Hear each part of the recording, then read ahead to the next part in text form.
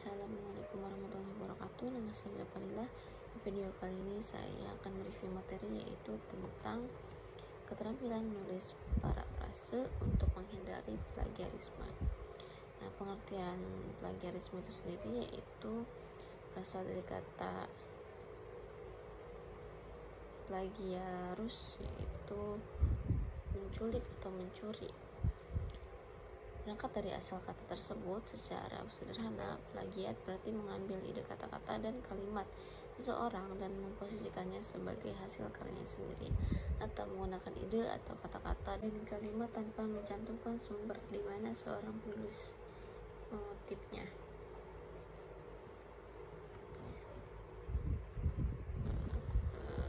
Dasar hukum plagiarisme yaitu Permendiknas nomor 17 tahun 2010 tentang pencegahan dan penanggulangan plagiat di perguruan tinggi.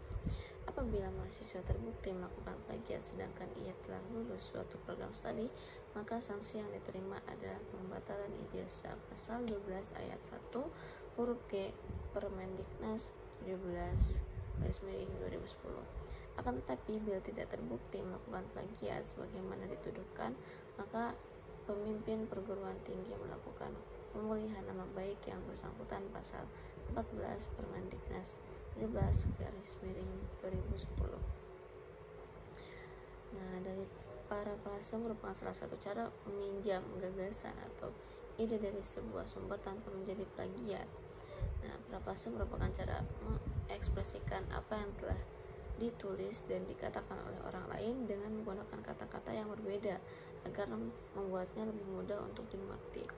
Pengutipan yang dilakukan dalam teknik menulis parafrase merupakan kutipan yang menggunakan kata-kata sendiri untuk mengungkapkan ide yang sama.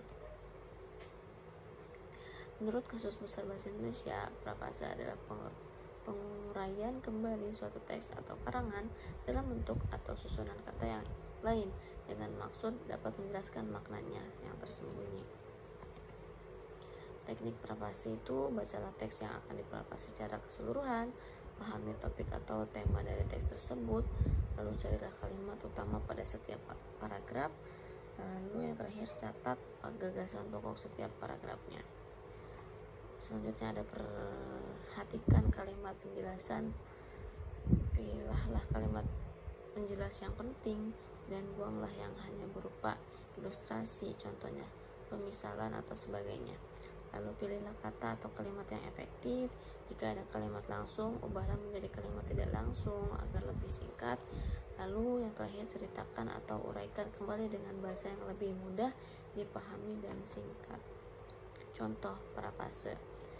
Contoh parafrase, profesi kebidanan secara nasional diakui dalam undang-undang maupun aturan pemerintah Indonesia yang merupakan salah satu tenaga pelayanan kesehatan profesional dan secara internasional diakui oleh International Conference of Midwives.